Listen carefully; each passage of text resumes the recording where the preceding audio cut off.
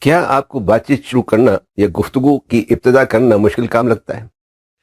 یا آپ کسی قسم کی ہچکچاہٹ محسوس کرتے ہیں؟ یا چند رسمی جملے بولنے کے بعد آپ کو سمجھ نہیں آتا کہ مزید کیا بات کی جائے؟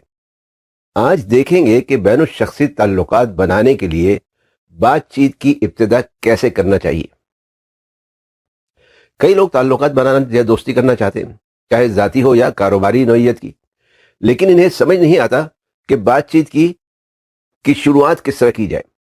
ظاہر ہے کہ ایک انجانے انسان کے پاس جا کر آپ یوں تو نہیں کہہ سکتے السلام علیکم، میں آپ سے دوستی کرنا چاہتا ہوں۔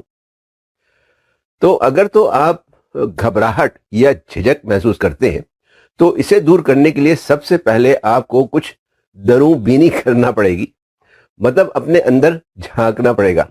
اس بات کا جائزہ لینا ہوگا کہ اس گھبراہٹ یا جھجک کی وجہ کیا ہے۔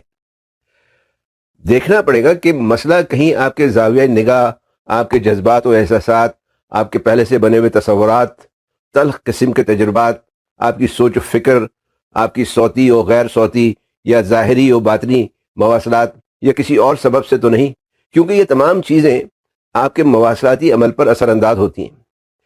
ان کمزوریوں یا کوتاہیوں سے واقفیت حاصل کر کے آپ ان سے نہ صرف بہتر طور پر نمٹ سکتے ہیں بلکہ اپنے خوف یا جھجک پر بھی قابو پا سکتے ہیں۔ ان سے آگاہی کے بعد آپ کو اپنی خوبیوں اور اچھائیوں سے بھی آگاہی حاصل کرنا ہوگی۔